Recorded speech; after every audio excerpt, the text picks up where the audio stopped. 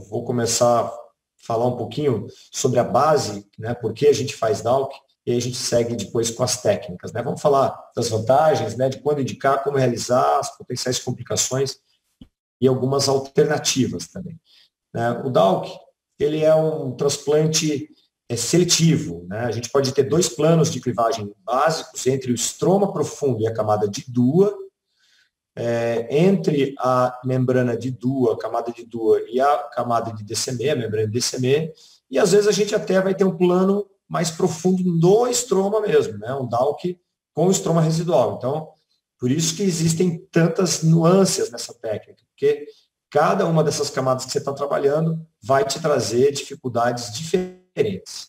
Mas existem grandes vantagens de fazer DALC, né? A principal delas é a gente não ter, o fato de a gente não ter a rejeição endotelial, né? Você vê uma linha de Coda-Dost, um edema aqui inferior na córnea, ou às vezes perder, né, uma córnea por falência tardia. Se a gente remove essas complicações, a gente vai ter basicamente 90% dos problemas de falência e rejeição endotelial, vão ter os problemas resolvidos dos nossos transplantes penetrantes. Né? 90% dos problemas tardios que levam à falência são devido à rejeição e à falência primária. A curva de long term, né, de sobrevida do transplante lamelar anterior profundo, ele é uma curva que você vai encontrar pacientes na fase inicial, né, no período de cicatrização, que vão precisar de um novo transplante, né, nesse estudo aqui de 10 anos de acompanhamento, né, um caso de infecção por pseudomonas, uma úlcera por um paciente com problema de superfície ocular, alguns problemas iniciais na cicatrização, mas você depois não vai mais perder a córnea, né? Você vai ter um paciente que vai usar essa córnea para o resto da vida. Além disso, é uma cirurgia extraocular, então é muito bom você não ter o olho aberto, você não tem problemas, riscos grandes de endoftalmite, não tem risco de hemorragia expulsiva. E vejam, esse paciente aqui é da minha época de HC, aí de São Paulo, aí, né, durante a residência.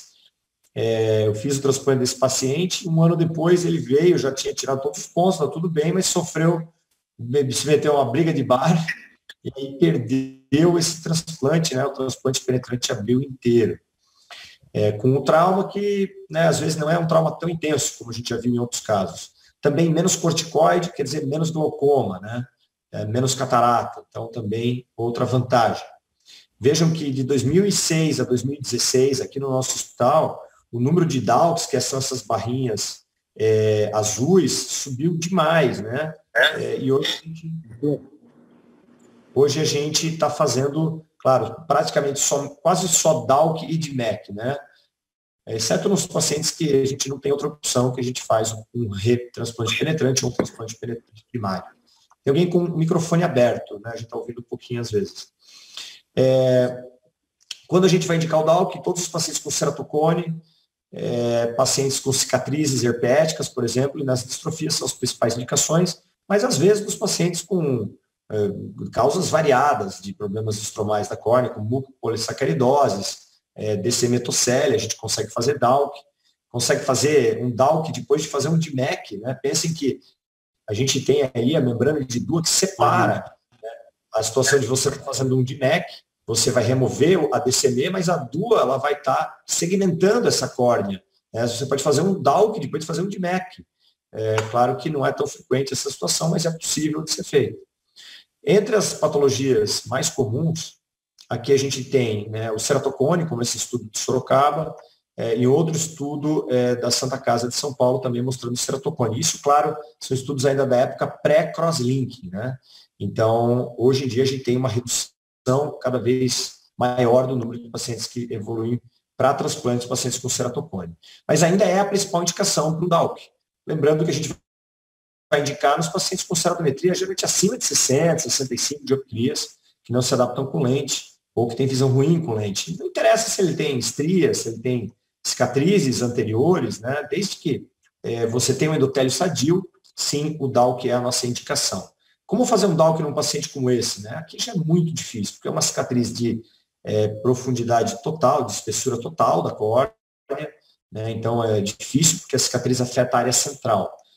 Já nos pacientes com córneas muito finas, você pode sim fazer um DALK. Muito melhor fazer um DALK numa fase que antes de evoluir com uma córnea tão fina, porque, né, veja esse paciente, quando eu fiz o DALK de um olho, ele ficou na fila para fazer outro olho depois de uns 2, 3 anos se enrolando. Quando ele entrou na fila, ele evoluiu com uma hidrópsia, né? Então, tem como fazer um DALK pós-hidrópsia, né? Vejam esse paciente aqui, uma hidrópsia é uma cicatriz paracentral de hidrópsia, né? Existem várias técnicas, mas aqui eu vou mostrar o caso desse paciente, que a gente usou a técnica também, usou parcialmente a Pack Bubble, né? A técnica que eu vou descrever para vocês, injetou um pouco de ar de uma forma mais lenta, para fazer com que a córnea, né, ficasse enfisematosa, então isso ajuda a diferenciar o que é estroma aqui do que é membrana de DUA ou DCME, e vejam que a área onde você tem a hidrópsia, eu vou mostrar para vocês aqui, ela não fica branca, ela fica, né, devido à fibrose, o ar não infiltra nessa córnea.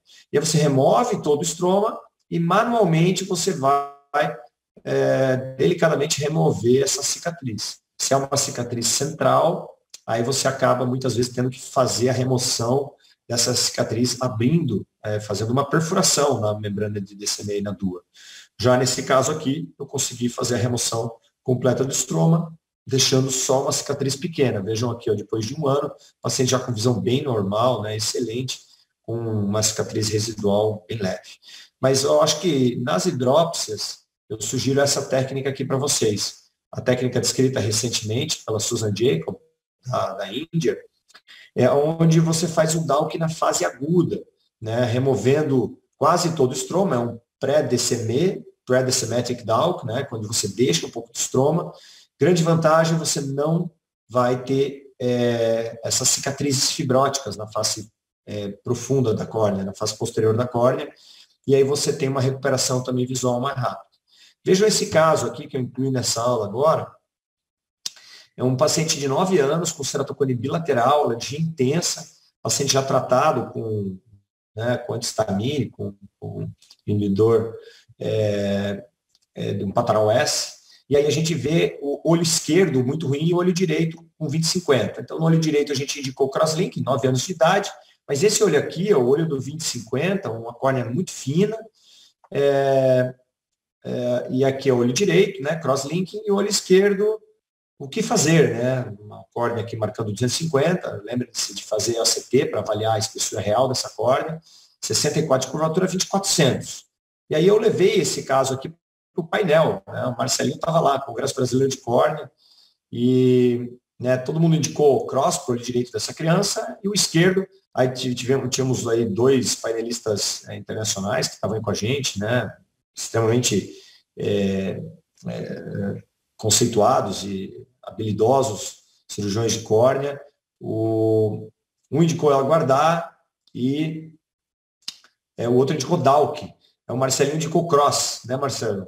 Então eu mostrei o que aconteceu, né? Eu aguardei esse paciente, vejam que, né, muitos colegas também aguardavam, a gente ainda não tem muita segurança em fazer cross em córneas muito finas. O olho direito evoluiu bem, mas o esquerdo, olha o que aconteceu com esse paciente, né? Poucos meses depois de eu fazer cross no olho direito, o esquerdo evoluiu com uma hidrópsia extremamente agressiva, avançada, né? Uma hidrópsia extensa, e a córnea começou a vascularizar, né? Eu tratei ele com corticoide, estava tratando, depois iniciei tacrolimus, mas a córnea vascularizou toda, e esse paciente evoluiu depois com uma fibrose intensa na área central da córnea, e vejam que o meu DALK foi pro pau, né? O DALK, o crosslink, então realmente são casos difíceis, muitas vezes, e eu hoje faço mais cross em córneas extremamente finas, devido a essa dificuldade de a gente fazer. Talvez, né, um transplante de Baumann seja uma opção. Mas entre as opções para um DALK, né, a gente tem as técnicas com remoção parcial do estroma, né, onde você tem estroma residual, mas o problema de remover parcialmente o estroma, como essa técnica do Paulo Ferrara, é que você tem uma córnea, um estroma irregular, o estroma profundo ele é rugoso, ele é irregular. Então, qualquer uma dessas técnicas vai ter um potencial de visão mais limitado. Entre essas, eu prefiro de todas a dissecção manual, que é útil nos pacientes com cicatrizes profundas, em cones muito avançados. Por exemplo, esse garoto que eu mostrei. Às vezes você quer ter o menor risco de uma conversão, né? Você não está muito preocupado em dar 20/20, 20/25 ou 20/30 para esse paciente, o 20/40 seria bom. Então, um DALC com estroma residual é funcional para esses olhos, né? Vai evitar uma hidrópsia. Mas o problema é que estroma residual quer dizer visão pior.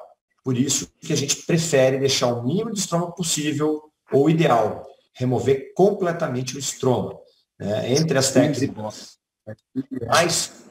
mais comuns, aí a Big Bubble é a mais utilizada, ou ainda era a mais utilizada. Hoje, as variantes da Big Bubble são, sem dúvida, mais utilizadas que a própria técnica de Big Bubble.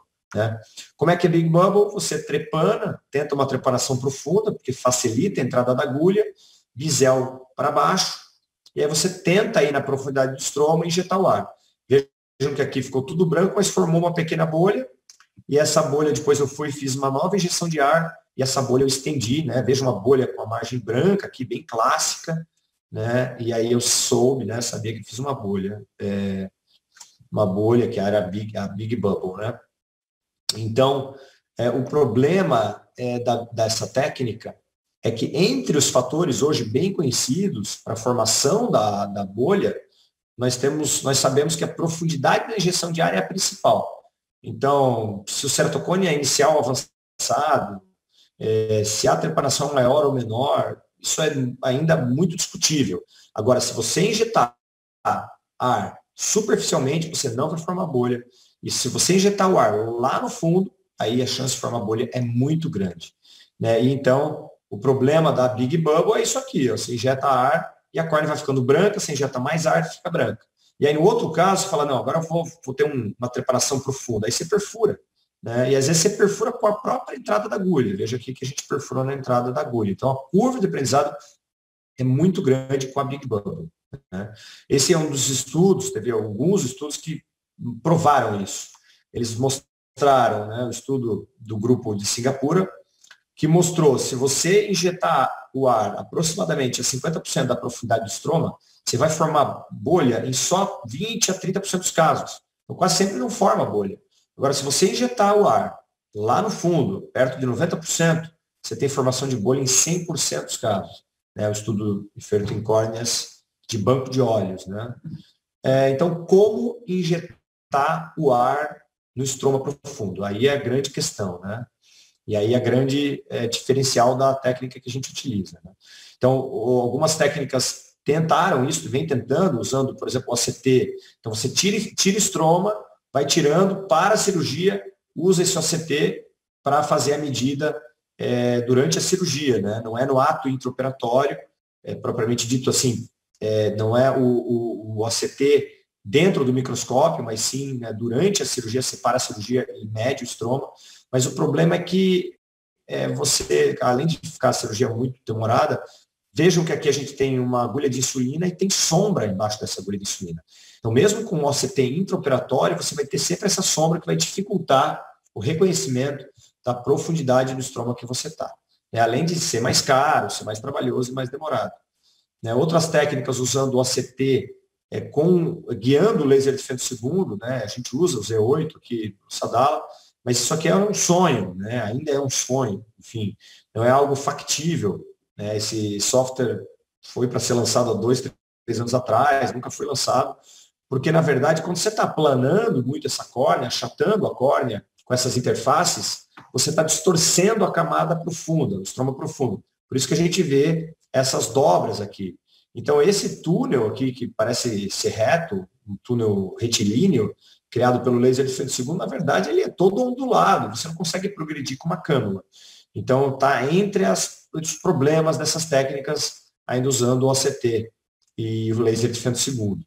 Então, ainda a técnica nos parece aí mais factível e com menos necessidade de tecnologia, menor necessidade, é a Pac Bubble, onde você vai sempre injetar na camada profunda do estroma.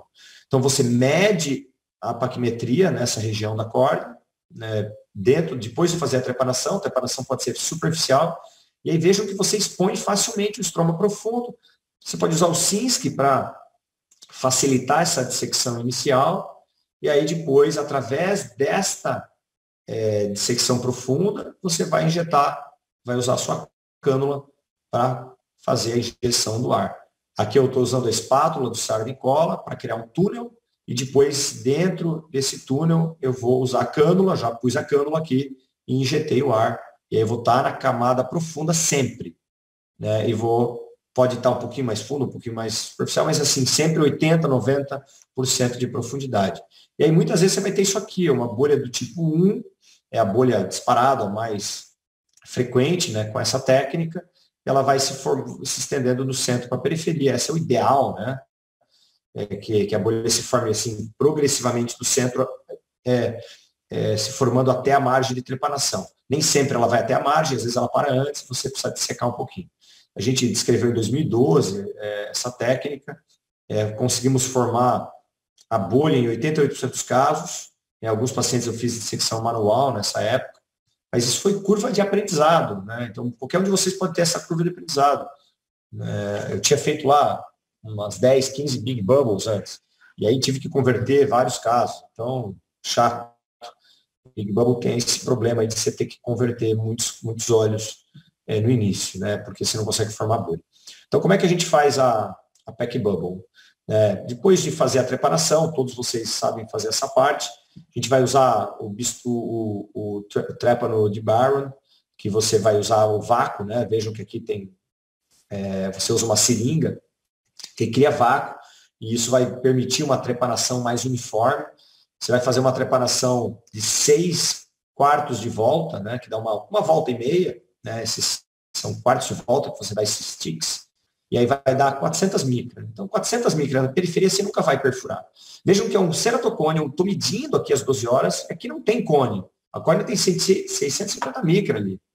Então, você vai então usar essa medida, vai subtrair 60 micra dessa medida desse ponto da córnea, onde você vai criar essa incisão, fazer a incisão. Então, eu calibrei a incisão para 590. Então, deu 650 a medida, eu subtraí 60 micra, porque você quer ter estroma embaixo, você não quer perfurar.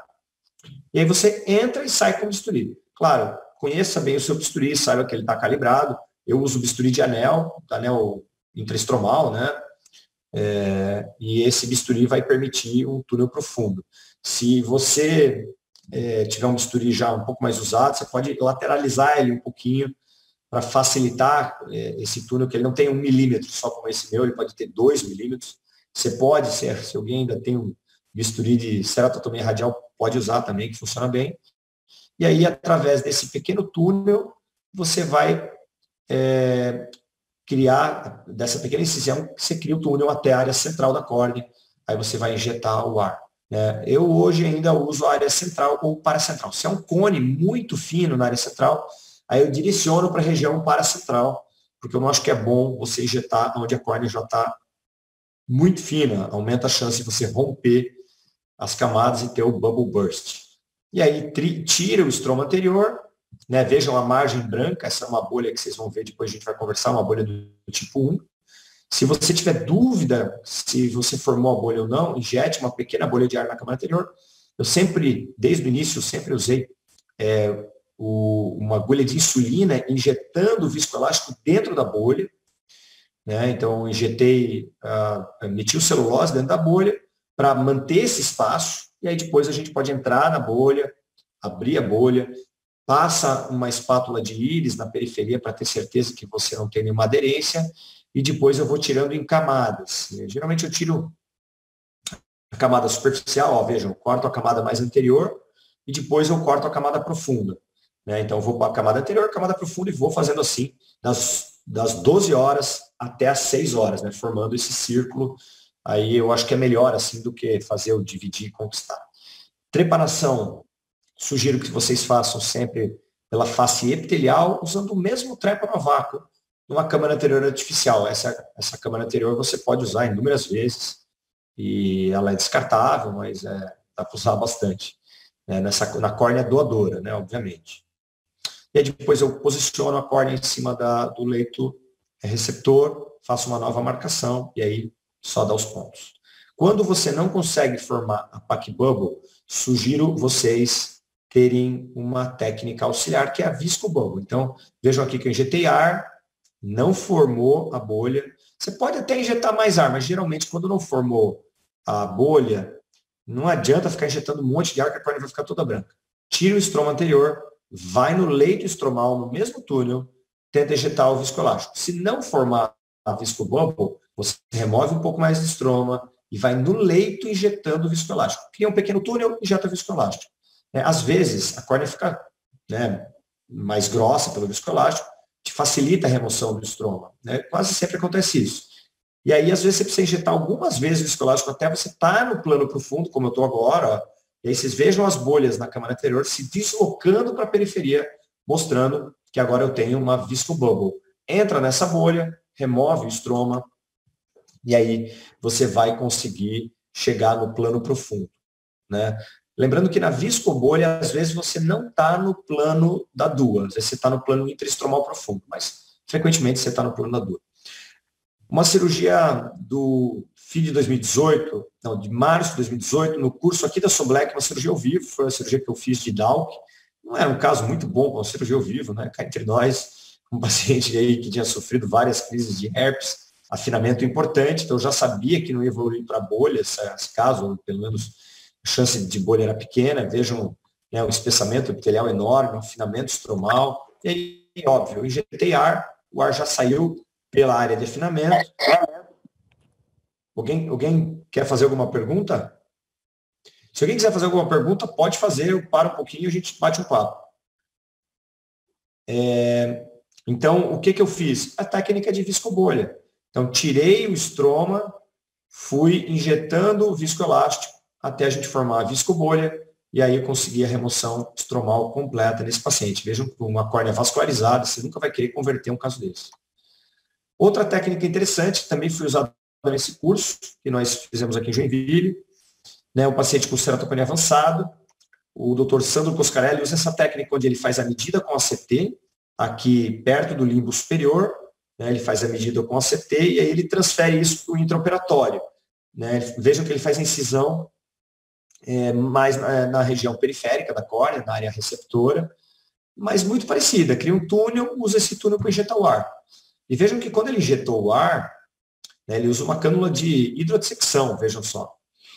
Quando ele injetou o ar, claro, vejam que muito do ar fez a dissecção periférica, mas formou a bolha tipo 1, mas tem outra área aqui, outra linha que se formou na periferia da córnea, que é a bolha de margens translúcidas, é a bolha tipo 2. Vou explicar já para vocês o que é isso aí.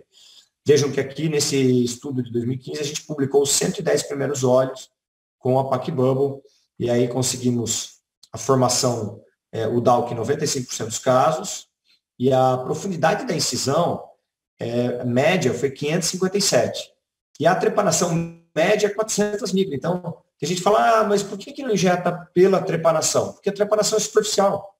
Diferente dessa incisão profunda que você cria, que é num ponto específico da córnea que você mediu, é diferente de você usar o trépano calibrado para ir na profundidade do estroma. É risco. Então, não façam. Não use o trépano para ir na profundidade, calibrar 90% com o trépano. Não vai que vocês vão perfurar e vai perfurar lá embaixo, que é o pior local para perfurar. Tá?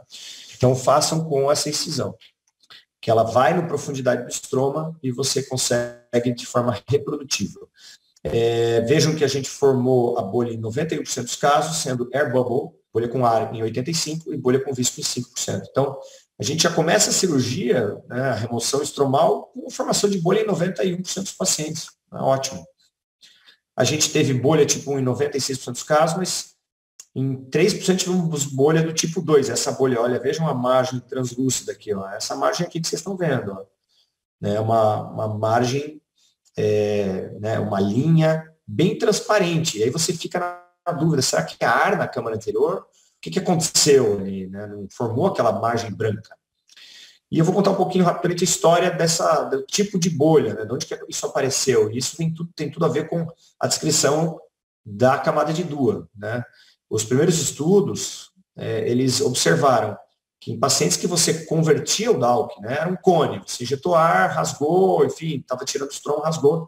Você analisava esse tecido histologicamente, e aí você tinha, vejam aí na tela, endotélio, camada de DCM, membrana de DCM, mas você tinha estroma junto. Né? Nas 3 amostras eles tinham estroma. E aí, o que esses autores concluíram? Que a dissecção, eles achavam que quando você injetava o ar e formava a Big Bubble, você, na verdade, estava formando um plano dentro do estroma, né? Que, né, depois a gente descobriu que não era exatamente isso. O segundo estudo que veio na sequência, vejam, 2011, foi antes da descrição da camada de Dua, esse autor, o McKee, também em inglês, ele viu que tinham duas situações aqui. Você, às vezes, injetava o ar e formava essa bolha de margem branca, onde você tinha camada de DCM com estroma, e às vezes você tinha essa bolha aqui, que é a bolha do tipo 2, que ele descreveu como bolha do tipo 2, onde você tinha só DCM, não tinha estroma. Mas, na verdade, o que eles não sabiam nessa época é que esse estroma não era um estroma qualquer. O Dua mostrou que isso é uma diferenciação do estroma e sim é uma camada do estroma. Mas uma camada bem diferenciada, com colágeno diferente, com uma estrutura anatômica e funcional diferente. Né? Então vejam que ele mostrou que aqui a gente tinha estroma, mas que essa camada aqui era acelular, então não era estroma, e ela tinha, apesar de uma espessura similar à membrana de DCM, de aproximadamente 10 micra, né, como a DCM, mas ela tinha uma resistência muito maior e era impermeável ao ar. Né? Então, isso diferenciava ela do resto do estroma, que é permeável ao ar. Né? Então, ele mostrou que funcionalmente isso era muito importante. E assim, hoje é aceita pela comunidade científica.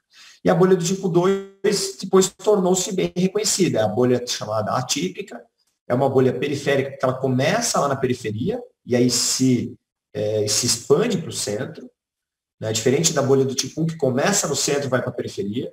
Né? E a bolha do tipo 2, ela é uma bolha de DCM.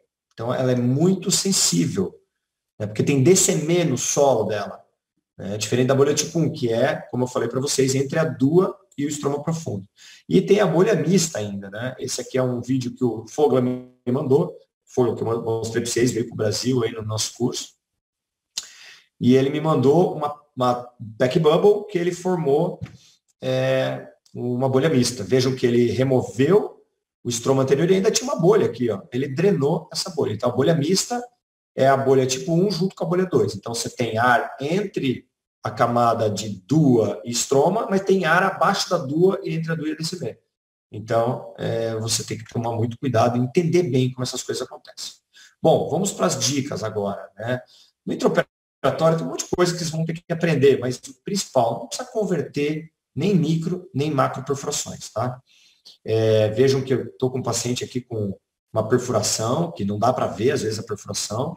Então, vai lá, tira o estroma, seca bem e analisa onde está a perfuração. Era uma perfuração bem estranha, um paciente com herpes, uma perfuração pequena. Aí depois que você tira o estroma, que você coloca ar na câmara anterior, evitem de pressurizar, porque às vezes a perfuração pequena rasga, e aí você tem uma perfuração grande. Né? Então, a perfuração foi identificada, coloquei minha córnea, suturei, coloquei ar, tamponei. Olhei no pós-operatório imediato, 6 horas depois da cirurgia, nesse caso específico, operei de manhã, vi no fim da tarde, só que a perfuração estava aqui e o ar não estava tamponando. Você precisa ter tamponamento. E aí eu coloquei C3F8, naquela época eu usava um pouco mais C3F8, hoje eu uso muito mais ar. Né? Felizmente, com o desenvolvimento da técnica, hoje a gente perfura muito menos, mas você tem que tamponar adequadamente. Né? Tem que ter um nível de gás tamponando. E claro que você pode deixar o paciente deitado. Tem que deixar ele deitado, olhando para cima. E faça sempre uma heredectomia inferior. Mas esse paciente teve dupla câmara. Depois de 10 dias, ela voltou e teve uma dupla câmara. É mais comum na bolha tipo 2, como esse paciente teve. Eu coloquei, fiz um novo rebubble, veja, a perfuração era redondinha. Provavelmente era uma aderência. Lembrando que pacientes com inflamações profundas na córnea têm mais formação de bolha 2 e mais rupturas por aderências. E aí, vejam que esse paciente teve a solução, né? Vejam que 14 dias depois do segundo rebubble, já a córnea bem transparente, e só que ele teve catarata. Então, um dos efeitos colaterais de colocar gás de long lasting, de permanência duradoura, e essa evolui às vezes com catarata. Né? Então, cuidado, pacientes muito jovens. E aí, depois de anos, eu fiz a faco dessa paciente, ela teve até recentemente no meu consultório, ela descolou, eu tive que colocar gás de novo nela, ar de novo, para tamponar. Mas é um risco que acontece, só para vocês verem como às vezes o manejo é complicado desses óleos, né? Então, tamponar adequadamente no início é o ideal. E vou mostrar um caso já com uma perfuração extensa, veja, um cone bem avançado, paciente masculino de 48 anos. Eu injetei ar e aqui você pode ter a pior complicação de um DALC. Romper, né, as camadas profundas, já na injeção do ar. Vejam que a gente chama isso de bubble burst, uma ruptura das camadas profundas, né? A ruptura está aqui, ela é bem visualizada já no início da cirurgia, muitas vezes. E aí, olha, bora trabalhar, vamos tirar todo esse estroma aqui, tentar tirar todo o estroma, né? Vai dissecando progressivamente, geralmente a gente começa das 12 horas, porque se você perfurar aqui, tampona fácil, você pode continuar com a cirurgia, tampona e continua. Agora, se você perfurar embaixo, pensa em como o gás vai tamponar a córnea inferior. Você tem que estar deitado direto, né? Ninguém consegue ficar deitado direto. E aí você vai removendo progressivamente da periferia para o centro, e aí você consegue muitas vezes chegar na camada profunda, vai tirando passo a passo, né, esse estroma profundo, até que você, claro, como está perfurado as camadas, em um momento você vai ver que vai vir aquoso, você continua trabalhando, pode deixar um pouquinho de ar na camada anterior, se o ar parar na camada anterior, continua removendo o estroma, até você conseguir deixar só a camada profunda, ou a camada profunda e pouquinho estroma. Então veja que você vai passo a passo, né, removendo estroma profundo. Claro que você sabe, se aqui, enfim, você chegar lá no fim, ver que você perdeu o tecido, removeu muito da DCM, você pode converter, não tem nenhum problema, né? Mas se você for com cautela, essa cirurgia aqui demorou 3 horas, então a cirurgia bem trabalhosa. Então, removendo, aí depois de remover todo o estroma, iridectomia inferior, eu vi que ia conseguir salvar essa cirurgia, fiz a irideia inferior, removi o restinho de estroma, e aí vocês vão ver que a gente, né, tem muito ar na câmara anterior, mas tem a ruptura bem identificada aqui. E a gente vai trabalhar como um DMEC, né? Coloca o estroma, ou a córnea doadora. O ideal, sempre que você está trabalhando com a córnea doadora, você possa dar 1, 2 pontinhos nela, mas nesse momento aqui, eu não precisava disso, né? Eu podia colocar um pouquinho de ar, que a perfuração já estava bem identificada, e aí a gente vai fazer a posição dessa ruptura, né? Vejam que a gente tem aqui como um pergaminho bem enroladinho a DCM, e eu usei ar. Vejam que o ar vai me ajudar, muitas vezes, a desdobrar essa membrana. Então, a membrana está enrolada aqui, a DCM do paciente, né, do receptor. Eu uso a bolha de ar, vejam como ela vai lá e me ajuda a desdobrar. Você pode entrar na interface e tentar na mão mesmo, como eu estou aqui. Estou tamponando com o ar para ela não enrolar de novo e vou desdobrando. E aqui, então, no final, a gente consegue fazer a posição dessa ruptura e aí eu vou tamponar com ar, acabou a cirurgia. Né? Quando forma essas dobras na periferia, você pode fazer pequenos toques na membrana e fazer o desdobramento dela. Finalmente, vejam aqui, depois de tamponada, bem cicatrizada essa ruptura. Eu queria mostrar para vocês, finalmente, para a gente finalizar, complicações. Então, vejam que infiltrados, que parecem muitas vezes adenovirais, eles são sinais de rejeição estromal. Então, às vezes a gente, né, pega esses pacientes e eles vêm com o diagnóstico de acho que teve uma conjuntivite, o olho está vermelho, embaçou um pouco a visão, às vezes o colega encaminha, infiltrados, parecem infiltrados adenovirais. Isso é rejeição estromal, melhora com corticoide. Se o paciente não é tratado adequadamente, às vezes ele vem com edema difuso. Esse paciente veio encaminhado para eu fazer um retransplante nele. Lembre-se que a rejeição aqui é do estroma, às vezes do epitélio, mas é do estroma, via de regra. E você consegue, às vezes, mesmo, geralmente, quase sempre, mesmo em casos com edema assim difuso na córnea, você trata com colírio e reverte. Vejam esse caso aqui, ó, edema difuso da córnea, o paciente era um paciente bem complicado, encaminhado, mais um caso, encaminhado para retransplante. Agora, enfim, esse aqui que é o pior caso que eu vi, edema difuso, um microbolhoso, formando micro e macrobolhas já, completamente revertido só com colírio corticoide. Você consegue reverter completamente esses edemas de córnea, mesmo tardios, com o corticoide tópico. Tá? Entre as alternativas, a gente tem as lentes esclerais, não vou entrar em detalhes, aqui já está no final, os anéis de arco longo. Lembrando que os anéis de arco longo não fazem milagre, minha experiência não é muito boa com os anéis de arco longo, isso já tenho, sei lá, mais de 30, 40 pacientes implantados. E os estudos corroboram isso. Vejam, né, esse outro estudo aqui que compara anel com o DALK, né, e eles mostraram que eles indicaram o DALK para os casos piores, indicaram os anéis para os casos melhores, né, cones avançados todos, e vejam que o resultado é melhor visão para os DALKs, né, a gente sabe, é incomparável. Claro que os riscos são maiores no DALK, a recuperação muito mais demorada, mas o resultado visual é outro. Então, cone avançado, DALK, fantástico. O resultado, via de regra, é muito bom. Né? E o transplante de Baumann, que eu passei com vocês aquele caso, que talvez seria um caso bom para transplante de Baumann, ainda não convenceu muito bem, apesar de ter sido descrito pelo Melis. Né? A Baumann, ele pode ser feito em lei, né? Ser implantado dentro da córnea.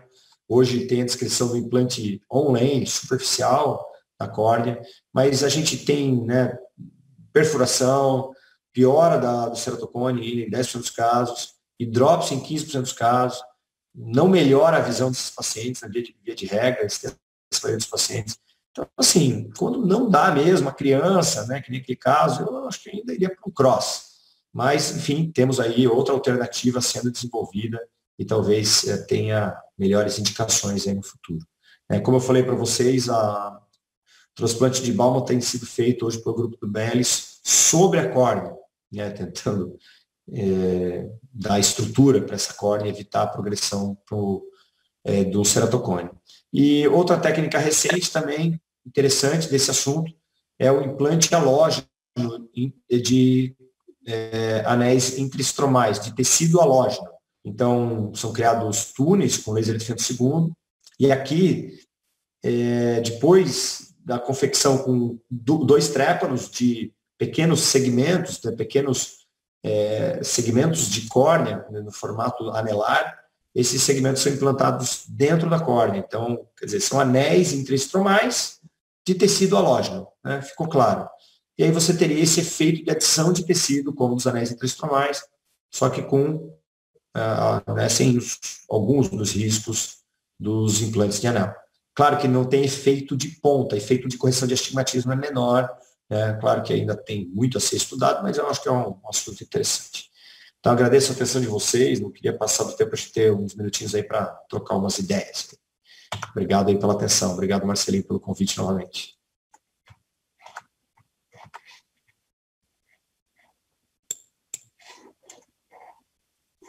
Vou parar o compartilhamento da tela aqui. Vamos ver aqui, stop share, ok. E aí, moçada? Excelente, Ramon. Muito bom, fantástico, como sempre, muito didático, muito prática a aula, realmente muito riqueza de informação, tá?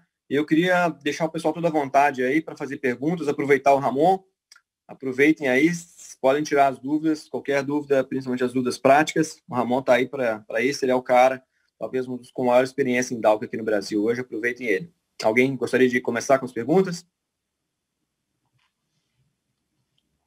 Doutor, eu vou começar com algumas perguntas. Ramon, deixa eu te fazer uma pergunta. Quando você coloca a córnea doadora, você sempre deixa descemer ou você acaba removendo? Qual que é a tua conduta? E quando você tem a dupla câmera, eu sei que você acaba utilizando aí a bolha para tentar resolver ou até mesmo o gás, mas e quando você não consegue mesmo, acaba tendo aquela abertura maior, você faz um YAG laser, você faz uma DCM-Torrex do receptor, qual que é a opção sua aí? Legal. Então, eu sempre deixo a DCM, né, eu tirava no começo, eu acho que quem está começando no DALK, no DMEC, deve tirar, né? Pode tirar, porque é um momento que você vai treinar a remoção da DCM de uma córnea doadora. Então, você pode usar a mesma técnica de um DMEC, né, para preparar o tecido do DMEC. Então, quando começou o DMEC, a gente começou a fazer DMEC, eu já sabia preparar bem córnea, porque eu tirava nos DALCs, mas eu nunca mais tirei nos últimos, sei lá, 10 anos, mais de 10 anos, que eu não tiro porque não tem vantagem em tirar, então só um passo a mais na cirurgia. Né? Não aumenta a rejeição, não piora o contraste, como tem um estudo brasileiro que mostrou, do grupo de Sorocaba, nenhum malefício. Também, tem gente que fala, bom, é bom deixar, porque se tiver uma perfuração e tiver que converter, aí você teria uma DCME do doador, né? Então é uma vantagem relativa, mas se você não tiver uma perfuração, claro que se você tiver perfuração, deixa a DCME. Acho que deixa sempre, tá? Não tem vantagem de tirar, em resumo, tá? E como manejar a perfuração, né? Então, ajam precocemente. Então, se você viu o paciente, teve uma perfuração, você tamponou. Né? Sempre iridectomia inferior para não ter bloqueio pupilar, que pode ser uma das piores complicações que você pode ter. Né? Mediomidríase paralítica num jovem, às vezes com catarata, risco de glaucoma agudo, Hertz-Avali, isso tudo é bloqueio pupilar. Né? Sim, o Hertz-Avali, eu não sabia disso direito o que acontecia, mas é tudo bloqueio pupilar.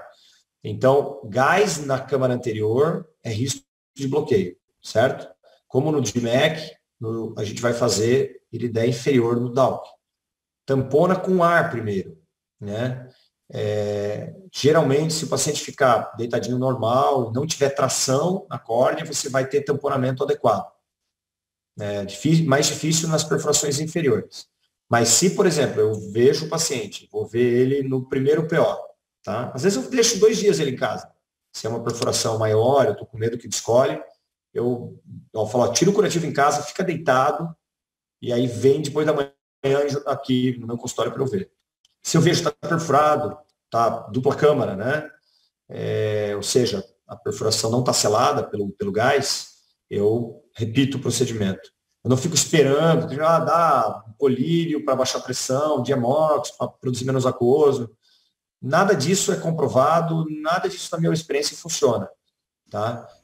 Vai continuar tendo dupla câmara se você não fizer nada. E a DCME vai ficando rígida, que é o que você falou. Então, assim, às vezes, você manejou conservadoramente aquela DCME fibrosa, e aí depois, complicado para você resolver. Tá? Então, minha sugestão é gás, ar, depois gás, e se ainda assim descolar, você está fazendo alguma coisa errada. Discute o caso com alguém que tem mais experiência, tá? Se tamponar, ela vai ficar colada, tá? Ela não vai colar e depois descolar. Tá? Geralmente ela cola e fica colada. Como no DMEC. Colou, não descola mais depois de alguns dias. Agora, se, por exemplo, você não viu o paciente, ele não veio com você no primeiro PO, veio com 30 dias perfurado, dupla câmara. Olha, não faça um IAG, tá? Porque o IAG você vai detonar a córnea doadora, né? Aquela DCME com aquele endotélio vai sofrer tanta carga de energia que vai morrer muita célula. Então, o que eu sugiro, vai para o centro cirúrgico, tira alguns pontos, vai com uma microtesoura, tá? Tesoura de vitrectomia, de peeling de membrana, de cortar trave vítrea, micro scissors, micro tesourinha, vai cortando ela e tira uma tampinha, tira ela fora, né? Então é o jeito mais seguro de você fazer isso, tá bom? Ficou claro? Obrigado. Maravilha. Boa. Tem que tirar. Não dá para deixar a dupla câmara lá e achar que vai ficar tudo bem depois. E IAG, vou abrir um pouquinho com o IAG, também não funciona. Precisa de muita energia, porque ela fica fibrótica. Boa. Mais alguém gostaria de fazer uma pergunta para o Ramon? Como é que vocês estão fazendo os DALCs aí, Marcelinho? Como é que você está orientando a turma aí? Quem que orienta os DALCs e como é que vocês estão fazendo o Big Bubble? Nós temos feito sim, o Jorge está comandando aí a parte de transplantes, o Jorge Haddad. Ele tem tido uma experiência muito positiva. A gente teve esse azar agora de ter parado, né, com a pandemia, mas a gente tem feito Big Bubble sim, treinado a Big Bubble. E a gente tem se inspirado na sua técnica. E aí muita gente acaba... Pode falar. Sim. Que muita gente, muitos serviços acabam fazendo Big Bubble porque não precisa de nada, né? Então, Aí o pessoal, vou tentar e se não der, converto. Mas, vamos pensar diferente, vamos, minha recomendação é vamos padronizar a técnica, vamos fazer passo a passo com cuidado, estudando cada passo. Né? O ideal é estudar todas as técnicas, né, as principais descritas, né, para você poder, às vezes, migrar no intraoperatório de uma técnica para outra, porque tem muitas nuances em cada técnica e cada uma vai te dar um head a mais, uma forma de você contornar dificuldades. E às vezes as pessoas, não tem paquímetro. Mas não tem paquímetro. Mas não está dentro do centro cirúrgico. Mas leva para o centro cirúrgico, né? Então é fácil de a gente ter as coisas na mão. Às vezes tem que organizar, tem que ir atrás. Por exemplo, bisturi de diamante. Tudo bem que nem todo mundo tem, mas cada serviço deve ter, né? Todo mundo faz anel intraestromal. Claro que hoje muito está se fazendo com laser de segundo, mas também tem que fazer o anel manual, tem que saber fazer, né? Então acho que vale a pena, né, um investimento pequeno nesses dois materiais que você precisa ter. Né? Uma cânula de Dowk, 3, então. Cânula de Dowk, que é básico. Dá para fazer com, se você tiver paquímetro, dá para fazer sem cânula de Dowk, né? Sem o paquímetro não dá de fazer. Dá para fazer com a CT, né? Com a CT pré-operatório, ou um Galilei pré-operatório, mas daí eu sugiro não subtrair 60 micra, Marcelinho. Eu sugiro, ou Jorge, subtrair 70, 80, para você não perfurar, né? Porque começar o Dowk perfurado já não é legal, né? Subtrai um pouquinho mais, mas é melhor do que ir no olhômetro, né? Então, o bisturi de diamante é a única coisa que você tem que ter. Sem o bisturi de diamante, não tem como fazer incisão, né? Depois, o ideal, ter o paquímetro intraoperatório e a cânula de Dowk. Então, são coisas, assim, acho que básicas. Então, vale a pena, eu acho, investir um pouquinho, ir atrás, preparar, fazer com cuidado, passo a passo, porque a hora que o resultado começa a vir, que você começa a fazer uma bolha, você fala, agora sim, é isso que eu quero. Eu quero ter bolha, porque ter a formação da bolha facilita demais a cirurgia, demais.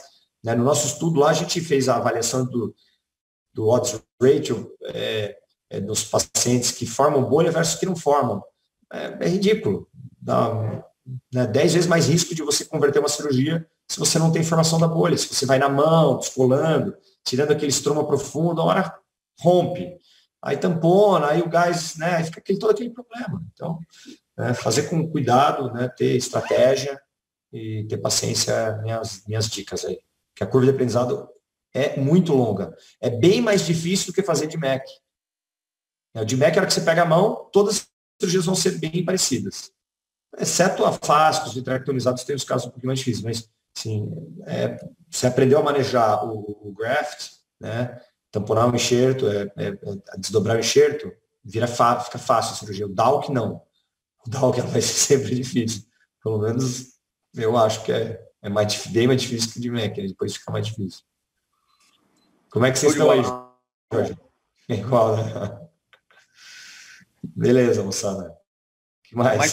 Mais alguma dúvida, Ramon? Mais alguma dúvida, pessoal?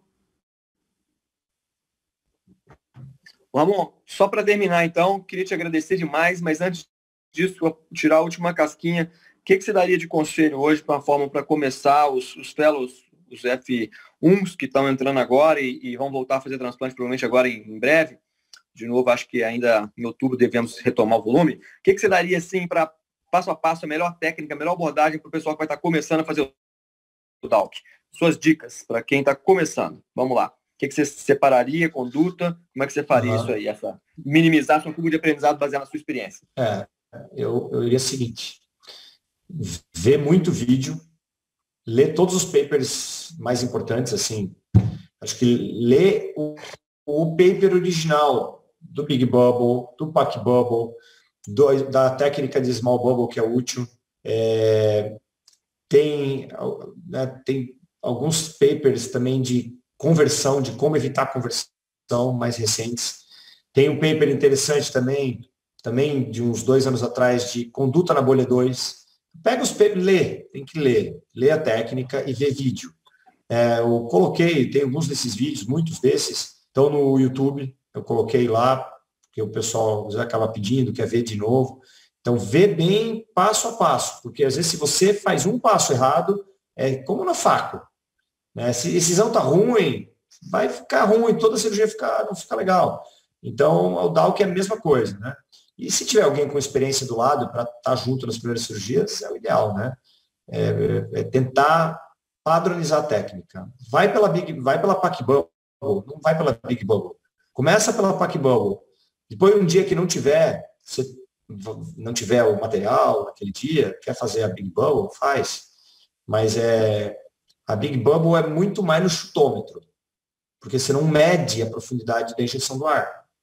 Né? Tem gente que fala, não, mas várias vezes eu consigo a Big Bubble. Tá, várias vezes vai conseguir, mas várias outras não vai. Então, tentar não fazer no olhômetro, no chutômetro. Ler, estudar, ver vídeo e se preparar para fazer a cirurgia. Isso aí, Marcelinho. Aí vai funcionar. Aí pode funcionar.